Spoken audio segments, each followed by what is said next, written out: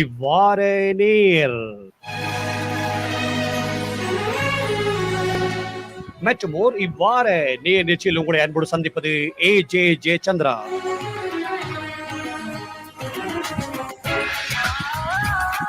ஆண்களே, இவ்வாறு நேராக கலந்து சென்றிருக்கின்றார் யாழ்ப்பாணத்திலிருந்து யாழ்ப்பாண பல்கலைக்கழக ஊடகத்துறையினுடைய தலைவர் கலாநிதி சிவசுப்பிரமணியம் ரகுராம் அவர்கள்.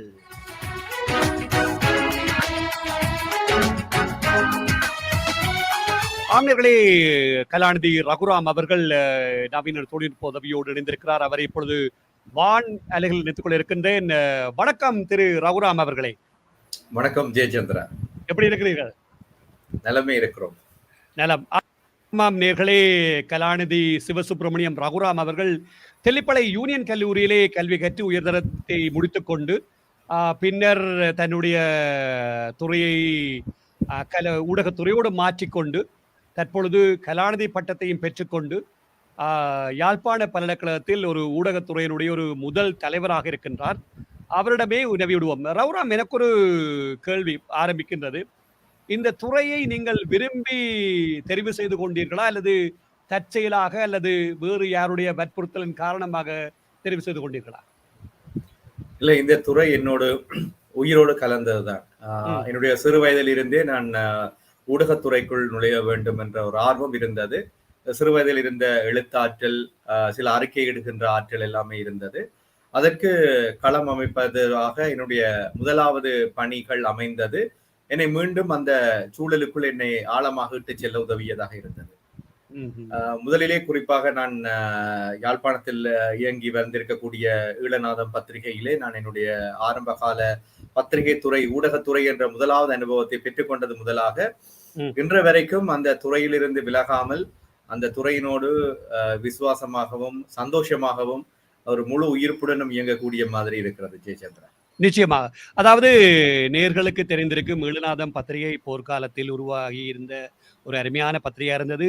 நான் நினைக்கின்றேன், எவ்வளவு காலம் ஈழநாதத்தில் பணியாற்றி இருப்பீர்கள்? நினைக்கிறேன் 5-6 வருடங்கள் என்னுடைய ஆரம்ப காலம் அங்கு பணியாற்ற கிடைத்தது.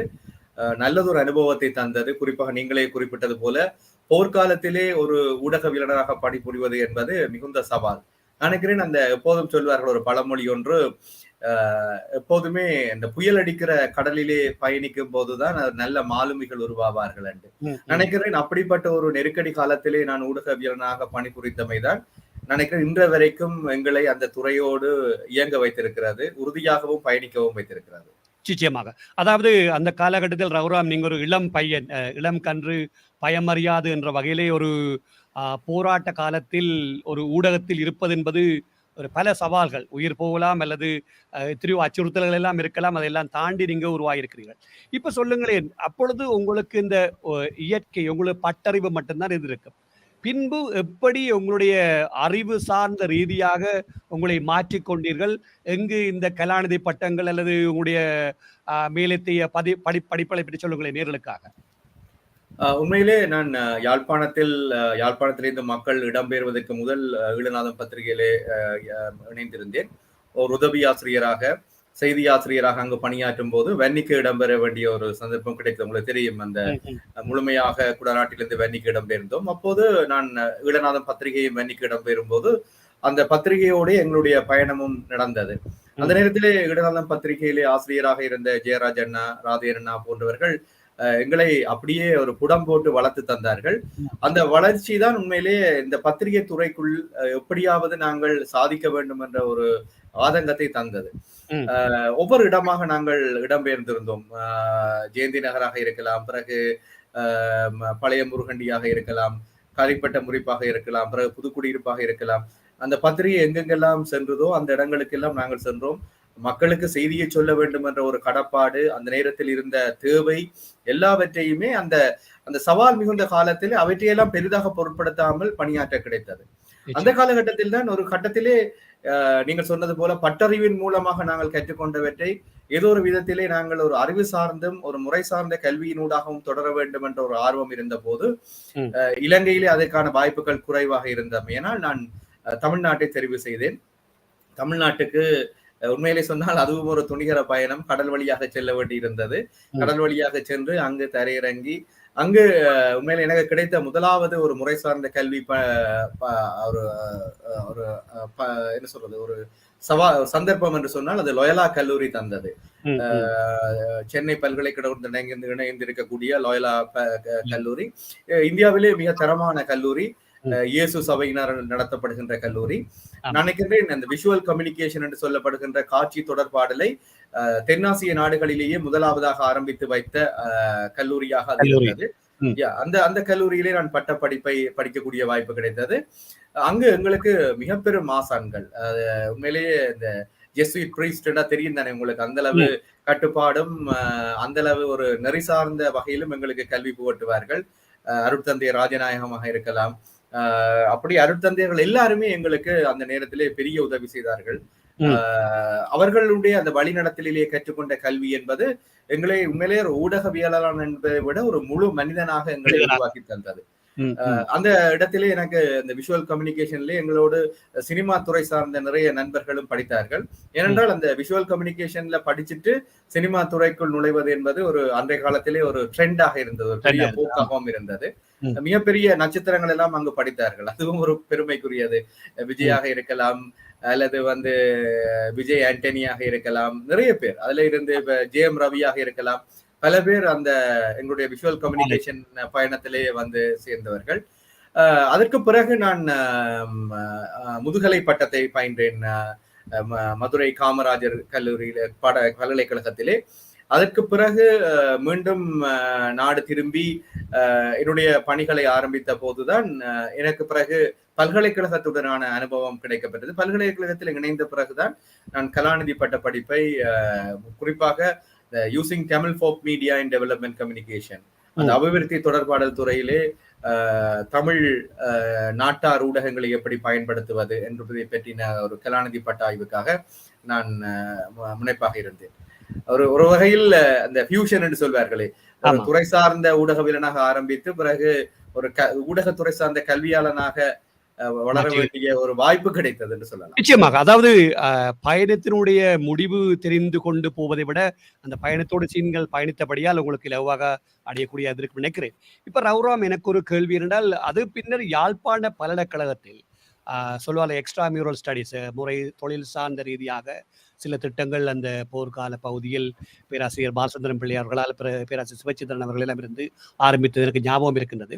பின்பு யாழ்ப்பாண பல்கலைக்கழகத்தில் ஒரு ஊடகத்துறை ஒன்று உருவாக வேண்டும் என்று உருவாகி அதற்கு முதல் தலைவராக நீங்க வந்திருக்கிறீர்கள். எவ்வளவு மாணவர்கள் தற்சமயம் உங்களுடைய பிரிவுகளே கல்வி கற்றுக் கொடுக்கிறார்கள் சொல்ல முடியுமா? நீங்கள் சொன்ன மாதிரி யாழ்ப்பாண பல்கலைக்கழகத்திலே ஊடகம் சார்ந்த கல்வி என்பது பல்வேறு படிநிலைகளின் ஊடாக வளர்ந்து வந்திருக்கிறது. ஆரம்பத்திலே ஒரு இலக்கியத்தின் ஒரு அங்கமாக பேராசிரியர் சிவத்தம்பி காலத்திலேயே அந்த ஊடக கல்வி ஏதோ ஒரு வகையிலே பல்கலைக்கழக பாடவிதானத்தில் இடம்பெற்று வந்திருக்கிறது, வளர்ந்து வந்திருக்கிறது. அதற்கு பிறகு நீங்கள் சொன்னது மாதிரி எக்ஸ்ட்ரா மியூரல் புறநிலை அலகுகளின் ஊடாக நினைக்கிறேன் பேராசிரியர் சிவச்சந்திரன், பேராசிரியர் பாலசுந்தரம் போன்றவர்களுடைய முன்னெடுப்புகளின் வழியாக ஒரு சான்றிதழ் கற்கினரியாக இருந்தது. அதிலும் பல பேர் பயிற்சி பெற்றார்கள். நினைக்கிறேன் அந்த யாழ்ப்பாணத்திலே ஒரு முறை சார்ந்த ஒரு ஊடக கற்கையாக இருந்தது அந்த பயிற்சி நெறி என்று நினைக்கின்றேன். அதிலே நானும் பயிற்சி பெற்றிருக்கிறேன். அந்த முதலாவது அணியிலே பயிற்சி பெற்றிருந்தேன். அதற்கு பிறகு வெளிநாட்டு நிதியுதவிகளின் அடிப்படையிலேயே media resources and training centre MRTC என்று ஆரம்பிக்கப்பட்டு யாழ்ப்பாணத்திலே பணியாற்றுகின்ற தொழில்சார் ஊடகவியலர்களுடைய கல்வி வாய்ப்புகளுக்காக அந்த அமைப்பு இயங்கி வந்தது. ஒரு காலகட்டத்தில் அந்த வெளிநாட்டு நிதியுதவி நிறுத்தப்படுகின்ற போது சமகாலத்திலேயே யாழ்ப்பாண பல்கலைக்கழகத்தில் ஊடக கற்கைகளை ஒரு பட்டப்படிப்பாக ஆரம்பிக்க வேண்டிய ஒரு தேவை இருந்தது. அதன்படி 2013ஆம் ஆண்டு ஊடக கற்கைகள் ஒரு பட்டப்படிப்பாக ஆரம்பிக்கப்பட்டது. பிற்பாடு அது ஒரு பீடாதிபதியின் கீழ் இயங்கி வந்த ஒரு பட்ட கற்கையாக இருந்தாலும் கூட பிற்காலத்தில் நான் என்னுடைய ஆரம்ப பல்கலைக்கழக வாழ்வை ஆரம்பித்த ஒரு கல்வியாளனாக ஊடக கல்வியான ஆரம்பித்த திருகோணமலை வளாகம் கிழக்கு பல்கலைக்கழகம் தான் அந்த வாய்ப்பை எனக்கு தந்திருந்தது. அங்கிருந்து ஒரு 10 வருடங்கள் பணியாற்றி விட்டு நான் யாழ்ப்பாண பல்கலைக்கழகத்துக்கு வந்த போது 2016ஆம் ஆண்டிலே நான் அந்த ஊடக கற்கைகள் துறையினுடைய இணைப்பாளராக நியமிக்கப்பட்டேன் ஆரம்பத்தில். அப்போதே நாங்கள் மிகுந்த முயற்சி எடுத்து அதை துறையாக முன்னேற்ற வேண்டும் என்று ஆர்வப்பட்டு அதுக்கு ஒரு ஒரு நீண்ட ப்ரோசஸ். அதுக்கு பல்கலைக்கழகங்கள் மானியங்கள் ஆணைக்குழுவுக்கு விண்ணப்பித்து அதை எங்களிடம் இருக்கக்கூடிய துறைசார் நிபுணத்துவம் பற்றியெல்லாம் அவர்களுக்கு எடுத்து சொல்லி ஒரு துறையாக 2019ஆம் ஆண்டிலே இது ஆரம்பிக்கப்பட்டது. அன்றிலிருந்து அது இன்றைக்கும் யாழ்ப்பாண பல்கலைக்கழகத்திலும் சரி, எங்களுடைய கலைப்பீடத்திலும் சரி, ஒரு ரோல் மாடலாக, ஒரு முன்னுதாரணம் மிக்க ஒரு துறையாக அது வளர்ந்து வந்திருக்கிறது என்பதை பார்க்கும்போது சந்தோஷமாகவும் இருக்கிறது, பெரிய மகிழ்ச்சியாகவும் இருக்கிறது.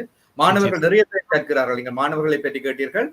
உண்மையிலேயே சராசரியாக ஒவ்வொரு ஆண்டிலும் 30 மாணவர்கள் விசேட கற்கரிய சிறப்பு கலைமானியை பயில்கிறார்கள். அதை விட ஜெனரல் டிகிரிக்காக அதை பயன்படுவர்கள், பொது கலைமானிக்காக அதை பயில்பவர்களும் இருக்கிறார்கள். சரி, நல்ல விஷயம், நல்ல விஷயம். இப்ப நீங்கள் இவ்வளவெல்லாம் யாழ்ப்பாண பல்கலைக்கழகத்துல படிச்சு கொண்டு வாராக்கள் எல்லோருமே ஒரு அரச வேலை கிடைக்குமா அல்லது ஏதாவது ஒரு இயந்திரத்தினூடாக போக வேண்டும்? நான் பொதுவாகத்தான் கேட்கிறேன், அவருடைய மனதையும் புண்படுத்த வேண்டும் என்பதற்காக இல்லை.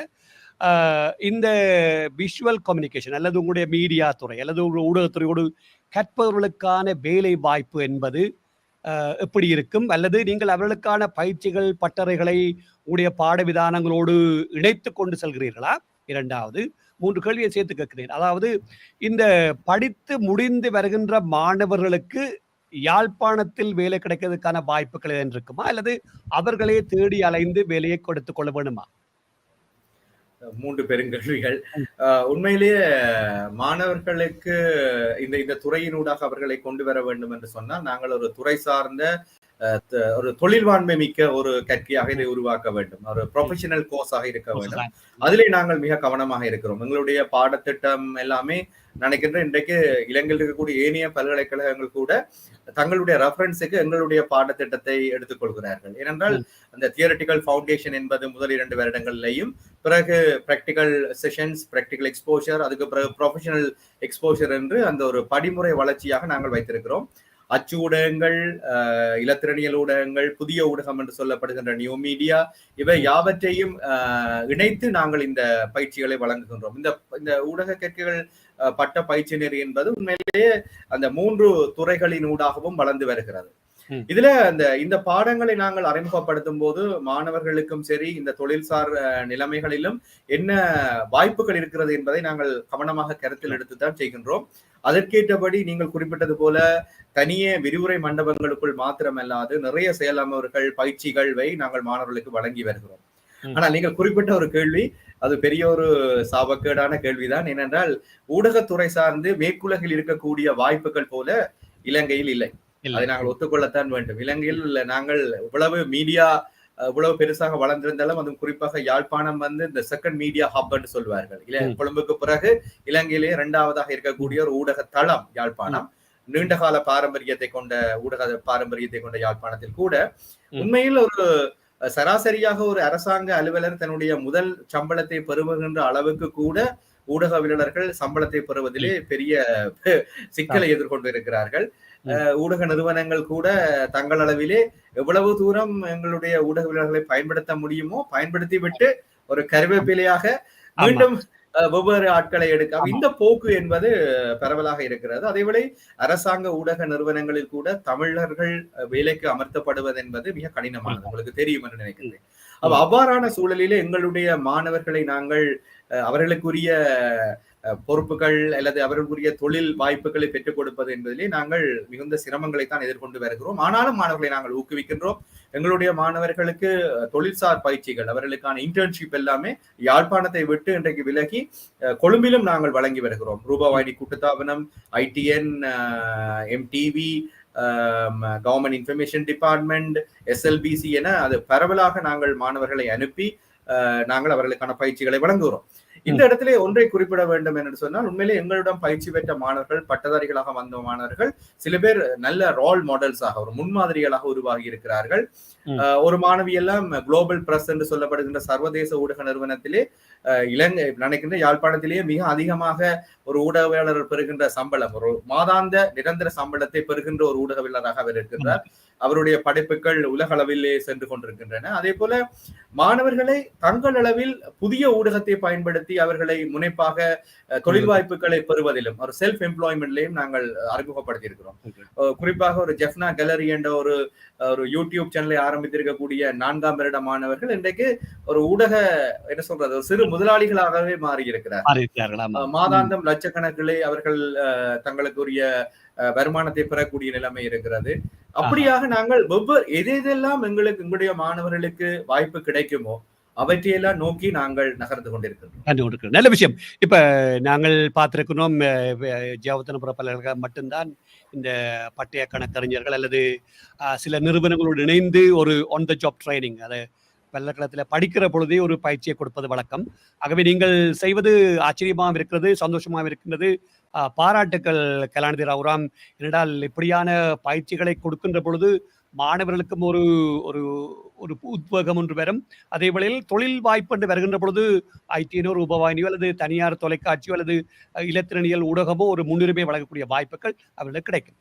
இப்போ இன்னொரு பக்கம் வருவோம். இப்போ இந்த மாணவர்கள் இவ்வளவெல்லாம் படிக்கிறார்கள், நீங்கள் இவ்வளவெல்லாம் செய்கிறீர்கள், ஏற்கனவே சொல்லி போட்டீங்க சவால்கள் இருக்குது இல்லையென்று.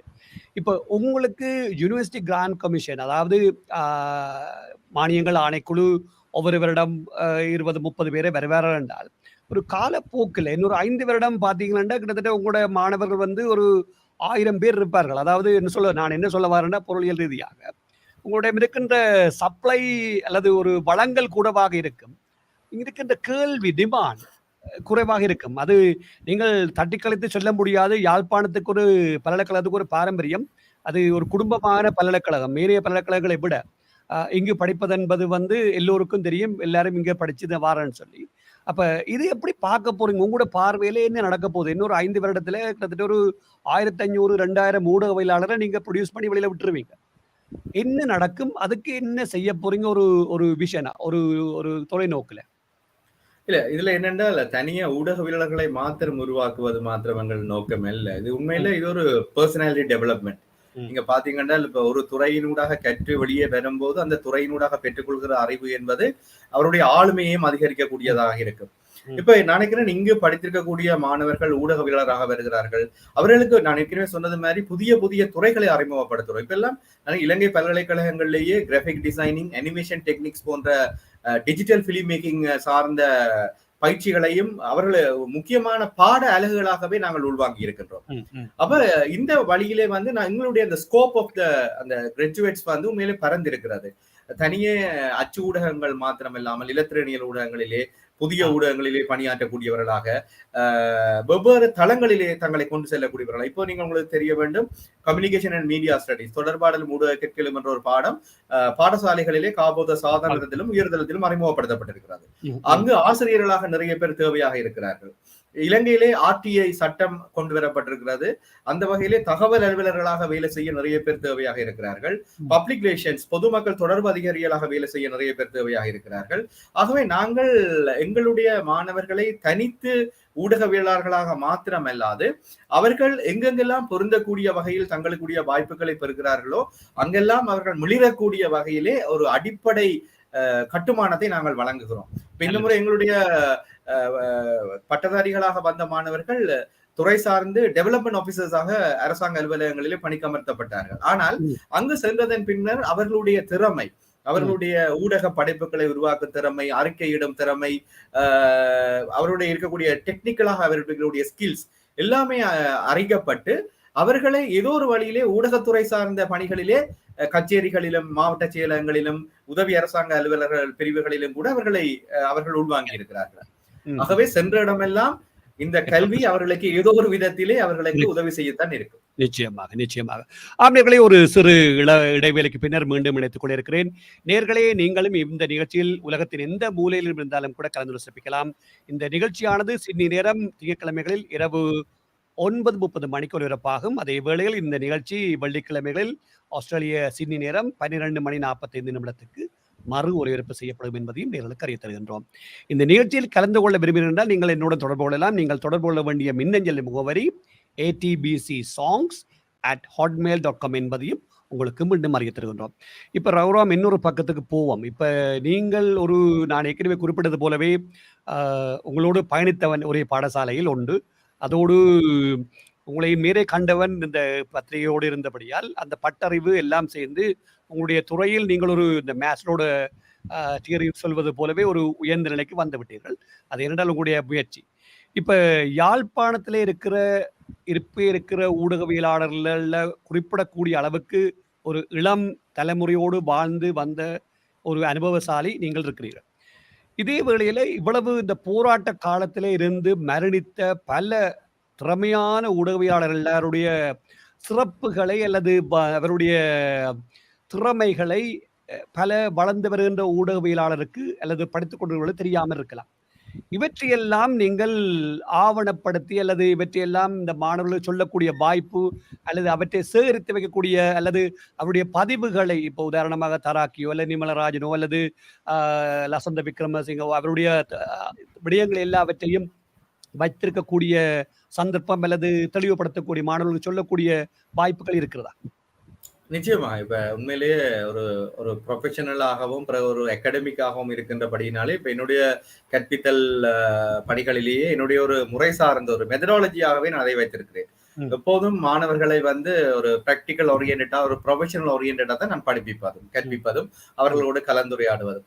அந்த சந்தர்ப்பங்களிலே எங்களோடு பணியாற்றிய நீங்கள் குறிப்பிட்ட நிமால் உண்மையில நிமால் எங்களுடைய ஈழநாதம் பத்திரிகையில் தான் ஆரம்பத்திலே அவர் இருந்தார். விநியோக முகமையாளராக இருந்து பிறகு அலுவலக செய்தியாளராக இருந்தவர். ஒரு நீண்ட கால நண்பர் என்னுடைய. அவரெல்லாம் அடிக்கடி சொல்வார், எங்களுக்கு ஈழநாத்திலே பணியாற்றும் போது நாங்கள் சிலவளை உதவி ஆசிரியராக நிமால்கிட்ட செய்திகளை கேட்போம். நிமால் ஏதாவது நியூஸ் இருக்காண்டா நிமால் சிலவளை தன்னுடைய செய்திகளே தருவார். அப்ப நான் சொல்றது இதை நான் நிமால் சொல்லிட்டாருன்னு போடுறதாப்பான்னு கேட்க நிமால் சொல்லுவார், இல்ல நாங்க சொல்லி போடுற ஒரு காலம் பெருமடாப்பான்னு சொல்லுவார். உண்மையிலே நான் வன்னிக்கு இடம்பெயர்ந்து சென்று அப்போது நிமால் பிபிசியிலே பணியாற்றுவதற்காக யாழ்ப்பாணத்திலே இருந்தார். அப்போது நான் வன்னியில் இருந்து அந்த கரைப்பட்ட முறிப்பு காட்டு பகுதிக்குள் எல்லாம் இருந்து பிபிசியை செவிமடுத்துக் கொண்டிருக்கும் போது நிமாலுடைய குரல் ஒலிக்கும். அப்ப அடுத்த நாள் எங்களுடைய ஈழநாதம் பத்திரிகையிலே நாங்கள் நிமாலுடைய செய்தியை குறிப்பிடும் போது யாழ்ப்பாண ஊடகவியலாளர் நிமல்ராஜன் தெரிவித்தார் என்று போடுவேன். அப்போது எனக்கு ஞாபகம் பெறும், நிமால் ஒருக்கா சொன்னார், என்னுடைய பேரை போட்டே நீ ஒரு செய்தியை சொல்ல வேண்டிய காலம் பெறும். உண்மையிலே ஒரு கனதியான பதிவுகள் அவை எல்லாம் ஒரு மிக என்ன சொல்றது ஒரு அர்ப்பணிப்பு மிக்க ஒரு விசுவாசம் மிக்க ஒரு ஊடகவியலாளரோடு நாங்கள் பணியாற்றி இருக்கிறோம். அதே போல சிவராமண்ணையோடு நான் மட்டக்களப்பிலே தினக்கதிர் பத்திரிகையில் செய்தி ஆசிரியராக பணியாற்றக்கூடிய ஒரு வாய்ப்பு கிடைத்தது ஒரு குறிப்பிட்ட காலம். அப்போது சிவராமண்ணாவோடு நான் நிறைய பழகி இருந்தேன். அவரோடு சேர்ந்து அடிபட்டும் இருக்கிறோம். தினக்கதிர் தாக்கப்படும் போது சிவராமண்ணா தாக்கப்படும் போது அருகிலே இருந்திருந்தேன். ஒரு சிறு இடைவெளியில் நான் ஓடிவிட்டேன். அவர் மாட்டிக்கொண்டார். அவர் சொன்னார், அடே என்ன மாட்டிட்டு நீ ஓடிட்டேடா. அப்படியெல்லாம் இருந்தது ஒரு அற்புதமான கணங்கள். அவரெல்லாம் சொல்லுவார், அவர் சொல்லி தருவார், நிறைய விஷயங்களை சொல்லி தருவார். எப்படி ஒரு ஊடகவியலாளர் என்பவர் எப்படி தங்களுடைய அறிவை மேம்படுத்த வேண்டும், எப்படி அனுபவங்களை பெற வேண்டும் என்றெல்லாம் சொல்லித்தரக்கூடிய ஆளுமைகள் அவர்கள். அப்ப இப்படிப்பட்ட ஒரு என்ன சொல்றது இந்த போராட்ட காலத்திலும் சரி போராட்ட காலங்களிலும் எங்களை சுற்றி இருக்கக்கூடியவர்கள், இப்ப ஜெயராஜ் அண்ணையை பற்றி எல்லாம் சொல்லி இருந்தேன். ஒரு ஆசிரியர் தலையங்கம் என்றால் எப்படி எழுத வேண்டும் என்பதை அவரிடமிருந்து தான் நாங்கள் கற்றுக்கொண்டோம். ராதையண்ணனிடமிருந்து ஒரு படைப்பாக்க ரீதியாக எப்படி ஒரு கட்டுரையை வரைய வேண்டும் என்பதை அவரிடமிருந்து கற்றுக்கொண்டோம். இந்த ஆளுமைகளுக்கு ஊடாக நாங்கள் வளர்ந்து வந்ததெல்லாம் பார்க்கும்போது உண்மையிலே இன்றைக்கு நாங்கள் இருக்கின்ற நிலை என்பது அவர்களோடு வாழ்ந்த வாழ்க்கை தான். அந்த வாழ்க்கையை நாங்கள் மறக்க முடியாது. அதை சொல்கின்றோம். நான் மாணவர்களுக்கு எல்லாம் உங்களுடன் பகிர்ந்து கொண்டது மாதிரி நிமாலோடு பணிபுரிந்த நாட்கள், சிவராமண்ணாவோடு பணிபுரிந்த நாட்கள், ஜெயராஜன் எங்களுக்கு சொல்லி தந்த விடயங்கள், இப்படி எல்லாவற்றையும் நான் மாணவர்களுக்கு எடுத்து சொல்வது உண்டு. அப்ப அந்த வகையிலே நான் நினைக்கிறேன் ஒரு மிகப்பெரிய ஒரு ஆவணப்படுத்தல் அந்த மாணவர்களுக்கு அவர்களை அறிமுகப்படுத்துவது, அவர்களை தக்க வைப்பது என்றெல்லாம் செய்கின்றோம். அதே வேளையிலே அவர் இந்த யாழ்ப்பாணத்தில் இருக்கக்கூடிய ஊடகவாளர் அமைப்புகள் எல்லாம் காலத்தாலே கொல்லப்பட்ட, படுகொலை செய்யப்பட்ட, காணாமலாக்கப்பட்ட ஊடகவியலாளர்களை நினைவு கூறும் போதெல்லாம் எங்களுடைய பல்கலைக்கழக மாணவர்களும் அவர்களோடு இணைந்து பயணிக்கிறார்கள். நிறைய நினைவுரைகளை நாங்கள் ஆற்றி வருகிறோம். எப்படியும் இந்த தொழில் சார்ந்த துறையோடு அந்த பழைய நினைவுகளோடு நாங்கள் வாழக்கூடிய ஒரு வாழ்க்கை வாய்ப்பு. எங்களுக்கு வாய்க்கப்பட்டிருக்கிறது. நிச்சயமா. இப்ப இன்னொரு கேள்வி. இப்ப யாழ்ப்பாணத்தில இருந்து இப்படி பிரபல்யமான இந்த போர்க்காலத்தில எல்லாம் பத்திரிகைகள் எல்லாம் இவ்வளோ விலைக்கு இவ்வளவெல்லாம் உங்களை போன்ற அர்ப்பணிப்போடு நீங்கள் குறிப்பிட்டவர்கள் எல்லாம் இருந்து அர்ப்பணித்த ஒரு பத்திரிகை துறை. இப்பொழுது ஊடகம் என்பது வித்தியாசமாக இலத்திரனியல் அல்லது பத்திரிகை அல்லது நீங்கள் மின்பொருள் எல்லாம் சொல்லுவீங்க. இப்ப இப்படியெல்லாம் வருகின்ற பொழுது, இப்பொழுது பார்த்தீங்கன்னா, யாழ்ப்பாணத்திலிருந்தே பத்திரிகைகள் வயதானவர்கள் மட்டும்தான் ஒரு பத்திரிகையை வேண்டி வாசிக்கிற நிலைமை வந்து, எல்லாம் இலத்திரனியலுக்கு மாறுகின்ற தன்மை. அதாவது சேஞ்சிங் த வேர்ல்ட் என்ன உலகம் மாறிக்கொண்டு போகின்ற வழியில. இப்ப என்ன சவால் இருக்கும்னு நினைக்கிறீங்க? இப்ப எல்லாரும் முகநூல் போராளிகளும் கூடி போச்சுனம்.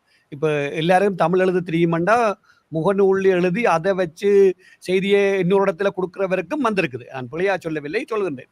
அப்ப அது ஒரு செய்தியாக பிற நாடுகள் இருந்து எல்லாரும் இந்த வாட்ஸ்அப், வைபர்கள் எல்லாம் இந்த நவீன தொழில்நுட்பம் வந்தபடியால். நீங்கள் எப்படி பார்க்குறீங்க? இப்ப நீங்க நினைக்கிறீங்களா, இலங்கையிலேயோ அல்லது உலகத்திலேயோ இந்த பத்திரிகை எல்லாம் இருக்கும்? அல்லது அதாவது நான் சொல்ல வர்றது ஹார்ட் காப்பீஸ், அதாவது தாள்கள் அடிச்சு வருகிறது. இப்ப ஏற்கனவே நான் கேள்விப்பட்ட அளவில் சில பத்திரிகைகள் ஏற்கனவே இலத்திரனியலுக்கு மாறி இருப்பதா அறிகின்றோம். இதை நீங்கள் எப்படி பார்க்குறீங்க? எப்படி போகுதுன்னு உங்களுடைய பார்வையில சொல்லுங்களேன். அச்சு ஊடகங்களான பத்திரிகைகள் எப்போதும் சாகாது. அதுல எனக்கு நம்பிக்கை இருக்கிறது. ஏனென்றால் ஒரு நூலை அல்லது ஒரு பத்திரிகையை கையில் எடுத்து வாசிக்கின்ற அனுபவம் என்பது நீங்கள் எந்த மின்தளத்தில் இருந்து நீங்கள் வாசித்தாலும் அதற்கு ஈடாகாது. ஒரு நூலை எடுத்து நீங்கள் படுத்திருந்தோ அல்லது ஆறுதலாக இருந்தோ ஒரு பத்திரிகையை எடுத்து நீங்கள் இருந்து வாசிக்கும் போது அதனோடு நீங்கள் தொட்டு உறவாடுகின்ற அந்த தன்மை என்பது, அந்த பிசிக்கல் டச் என்பது, அது நீங்கள் எங்கேயும் கிடைக்காத ஒரு அனுபவம். சில சமயங்களிலே விநியோகத்திலே அல்லது இற்றைப்படத்தில் அப்டேட் பண்றதுல நாங்கள் ஒரு இன்னொரு பத்திரிகையாக இன்னொரு 24 மணி நேரங்கள் காத்திருக்க வேண்டி இருக்கும்.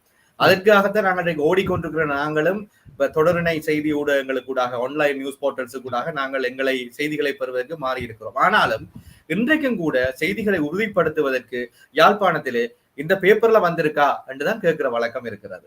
நீங்கள் என்னதான் நீங்க புதுசா ஒரு திட்டத்தை போடுங்க, அல்லது இன்றைக்கு இருக்க நெருக்கடி நிலையில நாளைக்கு கேஸ் வரும் அல்லது நாளைக்கு பெட்ரோல் கிடைக்கும்டா கூட சனம் கேட்கிற கேள்வி என்னன்னு சொன்னால் பேப்பர்ல வந்திருக்கா.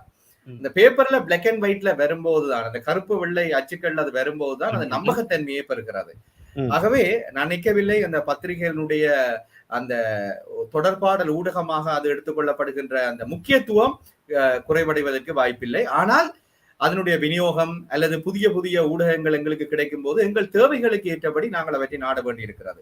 இன்னைக்கு இந்த கன்வர்ஜென்ட் மீடியா என்று சொல்ற இணைய ஊடகங்களுக்கு நாங்கள் போயிருக்கிறோம். அதிலே இ பேப்பர்கள் அல்லது வானொலியை கேட்கின்றோம், தொலைக்காட்சியை பார்க்கின்றோம். எல்லாமே எங்களுக்கு அது மாறி போயிருந்தாலும் கூட நான் நினைக்கவில்லை. என்றால் இன்றைக்கும் உங்களுக்கு சொல்ல வேண்டும், யாழ்ப்பாணம் இன்றைக்கும் 5 பத்திரிகைகளை நாள் தினசரிகளை கொண்டு வந்து கொண்டே இருக்கிறது. சோர்ந்து போகவில்லை. யாழ்ப்பாணம் இன்னும் சோர்ந்து போகவில்லை. அந்த பத்திரிகைகள் வெளிவந்து கொண்டுதான் இருக்கின்றன, மக்களை சென்றடைந்து கொண்டுதான் இருக்கின்றன. மக்களும் காலையிலே தங்களுக்கான காலை உணவை தேடுவது போல அந்த பத்திரிகைகளை எடுத்து வாசிக்கின்ற, அல்லது சனசமூக நிலையங்களிலே நீங்கள் பார்த்தால் அந்த நீங்க சொன்ன இளவயதான ஆட்கள் குறைந்து போனாலும் கூட ஓரளவுக்கு நடுத்தர வயது உள்ளவர்கள், முதியவர்கள் வந்து அந்த வாசிக சாலைகளிலே இன்றைக்கும் பத்திரிகைகளை தேடி வாசிக்கின்ற போக்கு என்பது இருக்கத்தான் செய்கிறது. நிச்சயமாக. அதாவது இன்னும் பல காலம் ஒன்று இருக்கிறது.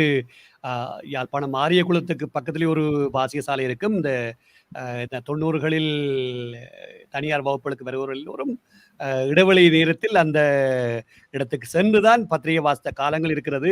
இப்போது இருக்கிறதோ தெரியவில்லை. ஆனால் அது நீங்கள் குறிப்பிட்டது உண்மைதான். இரண்டாவது ஒரு எதிர்ச்சியாக தான் இந்த கேள்வியை கேட்டேன் என்றால், எல்லோரும் சொல்லுகிறார்கள் இந்த ஆன்லைன் வந்தபடியால் எல்லாரும் இந்த பத்திரிகையை விட்டு விடுவார்களோ சொல்லி, அதுக்காக உங்களிடமிருந்து ஒரு வாய்ப்பாக கேட்டிருந்தேன்.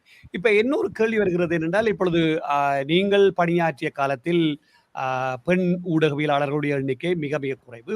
இப்பொழுது கொஞ்சம் அதிகரித்து வருவதாக அறிகின்றோம். உங்களுடைய பார்வையில் இப்ப யாழ்ப்பாணத்துல எப்படி நிலைமை இருக்குது? பெண்கள் ஊடகத்தோடு வருகிறார்களா அல்லது ஊடகவியலாளராக தங்களை மாற்றி பணியாற்றி கொண்டிருக்கிறார்களா? அதை பற்றி சொல்லுங்களேன். உண்மையிலேயே ஊடகத்துறை சார்ந்து நீங்கள் குறிப்பிட்டது போல எங்களுடைய காலத்திலே மிக குறைவான விரல் விட்டு எண்ணக்கூடியவர்கள் தான் ஊடகத்துறையிலே இருந்தார்கள். இன்றைக்கு என்ன பெரிய ஒரு டைமென்ஷன் என்று சொன்னால், இன்றைக்கு ஊடக கற்கைகள் பயிலக்கூடிய பல்கலைக்கழகத்திலேயே பயிலக்கூடிய மாணவர்கள் எடுத்துக்கொண்டால் பெரும்பான்மையானவர்கள் மாணவிகள். ம். பெருமை. இப்ப நீங்கள் 30 பேர் ஸ்பெஷல் டிகிரி செய்கிறாங்கன்னு சொன்னால் அதுல 20 பேர் மாணவிகள், சில சமயங்கள் 25 பேர் மாணவிகள். ம்ஹ்ம். முதலாவது ஆண்டிலே 100 பேர் படிக்கிறார்கள் எங்களுடைய ஊடக கற்கைகளை. பிறகு அவர்கள் சிறப்பு கலைமானிக்கு 30 பேரை மாத்திரம் நாங்கள் அனுமதிக்கின்றோம். ஆகவே அந்த 100 அல்லது 100க்கும் அதிகமான மாணவர்கள் இருக்கும்போது அதிலே 70-80% மாணவர்கள் மாணவிகளாகத்தான் இருக்கிறார்கள். ம். அவர்கள் தேர்ச்சி பெறுகிறார்கள். உண்மையிலேயே புகைப்படங்கள் எடுப்பதாக இருக்கட்டும், வீடியோ கருவிகளை கையாள்வதாக இருக்கட்டும், எடிட்டிங் எல்லாம் உண்மையிலே இலத்திரனியல் செம்மையாக்கம், படத்தொகுப்பு எல்லாம் மிக சிறப்பாக செய்கிறார்கள். இன்றைக்கு ஒப்பீட்டளவில் நான் நினைக்கின்றேன், யாழ்ப்பாணத்தில் ஊடகங்களை எடுத்துக்கொண்டால், குறிப்பாக தொடரிணை ஊடகங்களையும் எடுத்துக்கொண்டால் மிக அதிக அளவிலே பெண்கள் பணிபுரிகிறார்கள். முன்றைய காலகட்டங்களை விட மாறி இருக்கிறது. ஏற்கனவே சொன்னது மாதிரி எங்களுடைய மாணவி எல்லாம் அந்த குளோபல் பிரஸ்ல, அது பெண்களுக்காக இயங்கக்கூடிய ஒரு ஊடகவியல் தளம், அந்த தளத்திலே அவர் பணியாற்றி கொண்டு வருகிறார். மாறி இருக்கிறது. ஆனாலும் அவர்களுக்குரிய சவால்கள் இருக்கத்தான் செய்கின்றன. என்றால் இப்ப நிறைய மாணவிகள் படிக்கிறார்கள், ஃபர்ஸ்ட் கிளாஸ், செகண்ட் அப்பர் எல்லாம் எடுக்கிறார்கள். ஆனால் ஊடகத்துறைக்கு அதை ஒரு தொழில் துறையாக கொள்ளும் போது அவருடைய குடும்பம் அல்லது அவர்களுக்கு இருக்கக்கூடிய வேறு என்ன சொல்றது கமிட்மெண்ட்ஸ் அதை தடுத்து விடுகின்றன. ஆகவே அந்த ஒரு இடைவெளி இருக்க செய்கிறது. நினைக்கின்றேன் அந்த இடைவெளி குறைக்கப்பட்டு பெண்களும் இந்த ஊடகத்துறைக்குள் உள்வாங்கப்பட்டு அவர்களும் ஆண்களுக்கு சமனாக பணியாற்ற வாய்ப்புகள் வழங்கப்படும் போதுதான் இந்த ஊடகத்துறை ஆரோக்கியமானதாக இருக்கும். சரி, நல்ல விஷயம் உண்டு. இப்ப இன்னொரு பக்கம் வருகின்றேன். இப்பொழுது யாழ்ப்பாண பல்கலைக்கழகம் ஏற்கனவே உங்களுக்கு தெரிந்திருக்கும். இப்ப பேராதனை, அதாவது ஜெயவர்த்தனோர பல்கலைக்கழகம் போல இந்த முந்தைய ஒரு காலகட்டத்தில் கணக்கியல் துறைக்கு போகிறவர்கள் CIMA, chartered institute of management அக்கவுண்டனோட அஃபிலியேட்டட், லண்டனோட அஃபிலியேட் பண்ணியிருந்தால் அல்லது இணைக்கப்பட்டிருந்தால் அதனுடைய பட்டம் ஒரு தரம் வாய்ந்ததாக கருதப்படும்.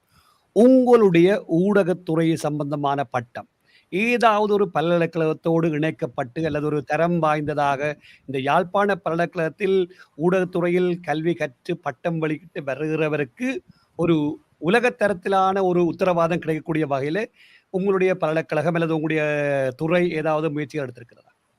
நிச்சயமா. நாங்கள் உண்மையிலேயே நான் இந்த இடத்திலே குறிப்பிட்டு சொல்ல வேண்டும், தற்போது எங்களுடைய பல்கலைக்கழக துணைவேந்தராக இருக்கக்கூடிய பேராசிரியர் ஸ்ரீ சக்னுராஜா அவர்கள் ஒரு மென்டர், அவர் ஒரு வழிகாட்டி. அவர் எங்களுக்கு அடிக்கடி சொல்வது அதைத்தான், ஒரு தொழில்வாண்மை மிக்க ஒரு துறையாக உங்கள் துறையை வளர்த்தெடுங்கள் என்பதில் அவர் மிக ஆர்வம் காட்டுவார். அதே போல கலைப்பீடாதிபதியாக இருக்கக்கூடிய பேராசிரியர் சுதாகர், இவர்கள் எல்லாருமே உண்மையிலே நான் நினைக்கின்றேன் இப்படியானவர்களோடு நாங்கள் பணியாற்ற கிடைத்ததே ஒரு பெருமையான விடயம். அவர்களுடைய வழிகாட்டல் உண்மையிலே பேராசிரியர் ஸ்ரீ சக்னுராஜ் அவர்கள் எல்லாம் இப்ப கடந்த 3 நாட்களுக்கு முதல் நாங்கள் கொழும்பிலே தெற்கிலே மிக தீவிரமாக சமூக விழிப்புணர்வில் ஈடுபட்டிருக்கக்கூடிய ஐடிக், ஆல்கஹால் அண்ட் ட்ரக் இன்ஃபர்மேஷன் சென்டரோட எல்லாம் ஒரு MOU, ஒரு புரிந்துணர்வு ஒப்பந்தம் செய்தோம். இப்ப எங்கள் துறை மாத்திரமே இதுவரைக்கும் 3 புரிந்துணர்வு ஒப்பந்தங்களை செய்திருக்கிறது துறையாக வந்ததற்கு பிறகு. ஹெல்பிட்டாஸ் இன்டர்நேஷனல் என்று சொல்லப்படுகிற சுவிஸை தலைமையாக கொண்டு இயங்கக்கூடிய உலகளாவிய ஊடக பயிற்சி நிறுவனம், கார்டன் சிட்டி யூனிவர்சிட்டி என்று சொல்லப்படுகிற பெங்களூர் பல்கலைக்கழகத்தை அடிப்படையாக கொண்டு அவர்களோடு நாங்கள் புரிந்துணர்வு ஒப்பந்தம் செய்திருக்கின்றோம். சிமில் என்று சொல்லக்கூடிய centre for media and information literacy என்ற அமைப்போடு இப்போது நாங்கள் கைச்சாத்திட இருக்கிறோம். இப்படியாக பல அமைப்புகளோடும் நாங்கள் புரிந்துணர்வு ஒப்பந்தங்கள், MOU என்று சொல்வோம், மெமரண்டம் ஆஃப் அண்டர்ஸ்டாண்டிங், அவற்றையெல்லாம் செய்து எங்களுடைய அந்த அந்த தொழில்வாண்மையை நாங்கள் ஒரு நிரந்தரமானதாக நீடித்து இருக்கக்கூடியதாக நாங்கள் மாற்றி வருகிறோம். அப்ப நினைக்கிறேன் முந்தி நீங்கள் கூறியபடி விஞ்ஞான கற்கைகள் அல்லது பொறியியல் கற்கைகளுக்கு மாத்திரம்தான் அந்த தொழில்வாண்மை என்றது ஒரு சொல் பொருந்தக்கூடியதாக இருந்தது.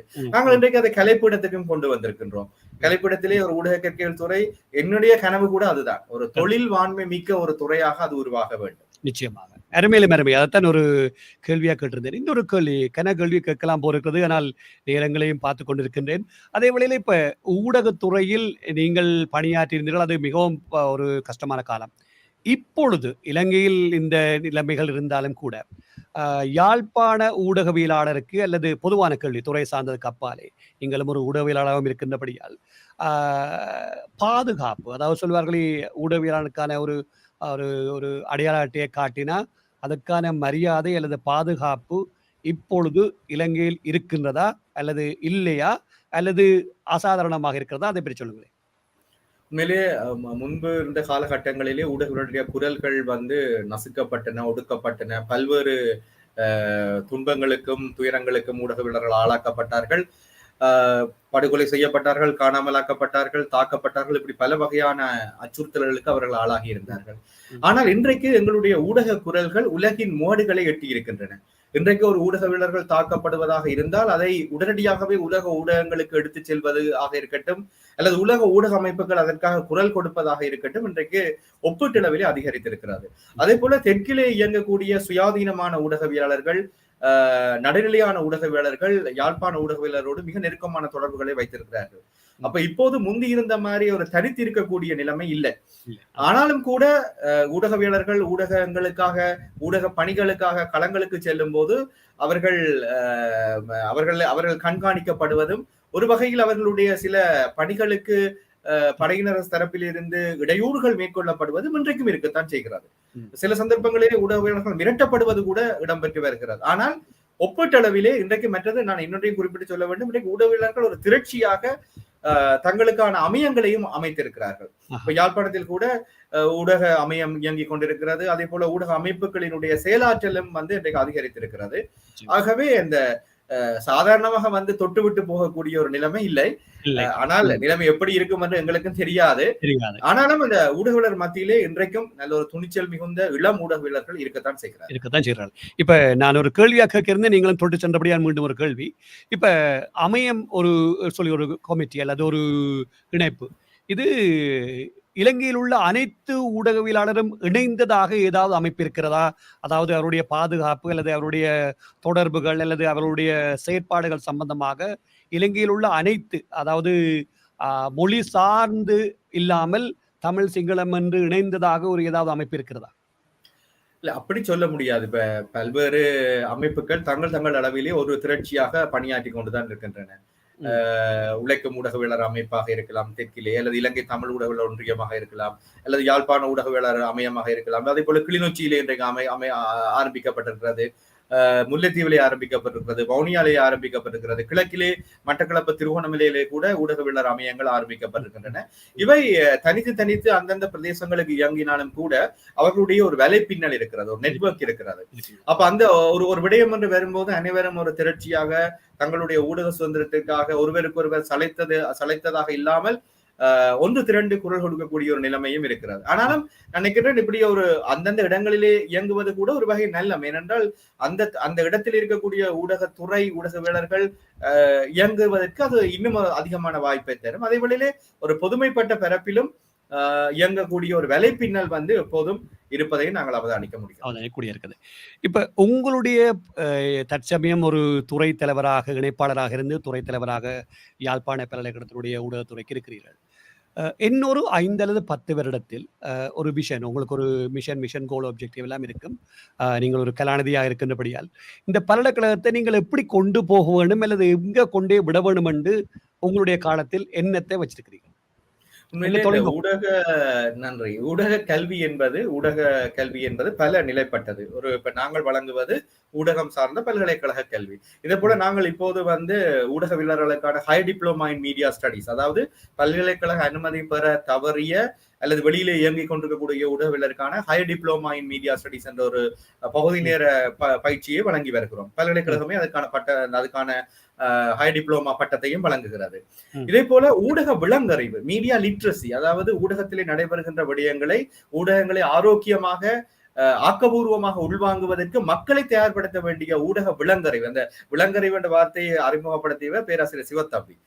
நாங்கள் அதை முதல் ஊடக கல்வி அறிவு என்று சொல்லிவிட்டோம், மீடியா லிட்ரசி. அது உண்மையான அர்த்தம் ஊடகத்தை விளங்கிக் கொள்கின்றார். பேராசிரியர் சிவத்தம்பி தந்துவிட்ட முதுசங்களிலே அதுவும் ஒன்று மிக முக்கியமானது. அப்ப அப்படியான விடயங்களிலே சமூகத்திலே பல்வேறு நிலைகளிலும் இந்த ஊடகம் சம்பந்தப்பட்ட அறிவு, கல்வி, விளங்கறிவு தேவைப்பட்டவர்களுக்கு ஏற்றவாறு நாங்கள் வழங்கக்கூடியதாக இருக்க வேண்டும். இப்ப பாடசாலைகளிலே தொடர்பாடல் ஊடக கற்கையும் ஆரம்பிக்கப்பட்டிருக்கிறது. மாணவர்கள் ஊடக களங்களை ஆரம்பித்திருக்கிறார்கள். அவருடைய படைப்பாக்கம் அங்கு மேலிழந்து செல்லக்கூடியதாக இருக்கிறது, உருவாக்கப்படுகிறது. இப்ப எங்களுடைய யூனியன் கல்லூரியிலே கூட ஒரு பிரபல்யமான ஊடக கழகம் ஒன்று ஆரம்பிக்கப்பட்டிருக்கிறது. அவர்கள் பாடசாலையில் இடம்பெறுகிற நிகழ்வுகளை பதிவு செய்கிறார்கள், தங்களுடைய சமூக ஊடகங்களிலே அவற்றை பகிர்கிறார்கள். இப்படியாக அந்த ஊடகம் சூழ்ந்த உலகத்திலே நாங்கள் வாழ்ந்து கொண்டிருக்கும் போது ஊடகம் கல்வி சார்ந்த விழிப்புணர்வு அறிவு என்பவற்றை வழங்கக்கூடியதாக ஊடகங்களை ஒரு ஆரோக்கியமான மனோபாவத்துடன் உள்வாங்கக்கூடியதாக நாங்கள் பயிற்சிகளை வழங்கலாம் நினைக்கிறேன். அதுதான் எங்களுடைய கனவு.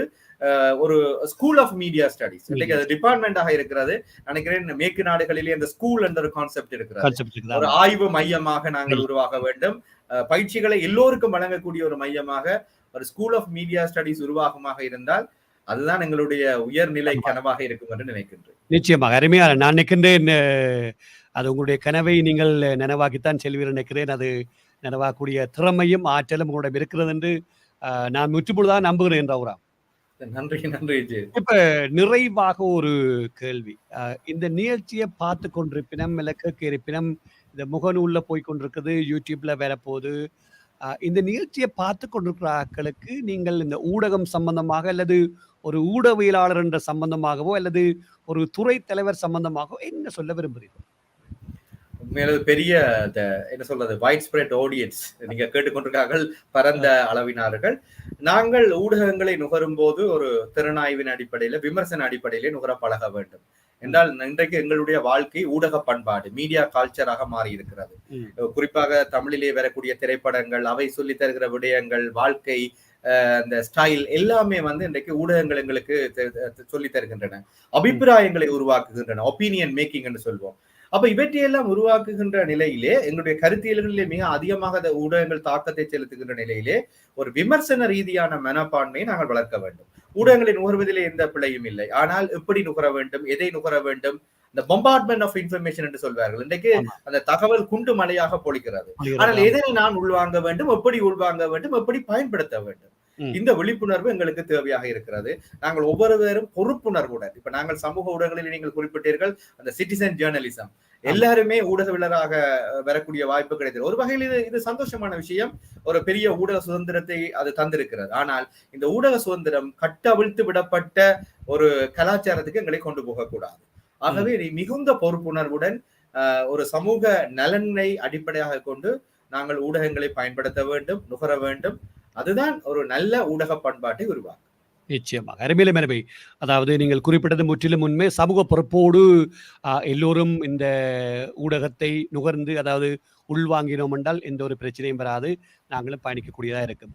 நல்லது ரவுராம், இவ்வளவு நேரமும் குறிப்பாக உங்களுடைய பல வேலை சுமைகளுக்கு மத்தியிலும் யாழ்ப்பாணத்திலிருந்து அதனும் குறிப்பாக மின்வெட்டுக்கள் பல விடயங்கள் பல தடைகள் இருந்தும் கூட அவற்றையெல்லாம் ஒரு பக்கம் புறந்தள்ளி வைத்துக்கொண்டு இந்த ஏடிபிசி வானொலி நிகழ்ச்சிகளோட இணைந்தமைக்காகவும் இந்த வானொலி சார்பாகவும் இந்த நிகழ்ச்சியினுடைய தயாரிப்பாளர் என்ற வகையில் என்னுடைய நன்றிகளையும் உங்களுக்கும் உங்களுடைய துறைக்கும் தெரிவிப்போடு மட்டுமில்லாமல் உங்களுடைய பயணம் சரியாக பயணிக்கப்பட வேண்டும். அதாவது ஒரு நீண்ட பயணத்தோடு கல்லு முள்ளெல்லாம் கடந்து வந்த ஒரு ரவுராம் என்று எனக்கு தனிப்பட்ட ரீதியில் தெரியும் என்றபடியால் தான் அதை இன்று வெளியில் கொண்டிருக்கின்றோம்.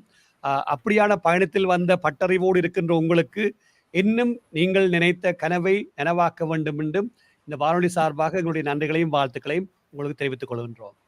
நன்றி ஜெயச்சந்திரா. தனிப்பட்ட ரீதியிலும் தங்களுடைய வானொலி ஒலிபரப்பு நிலையத்திற்கும் அவர் அதை கேட்டுக்கொண்டிருக்கக்கூடிய நேயர்கள் அனைவருக்கும் என்னுடைய நன்றிகளையும் வணக்கங்களையும் தெரிவித்துக் கொள்கின்றேன். நன்றி. நன்றி, வணக்கம். நன்றி.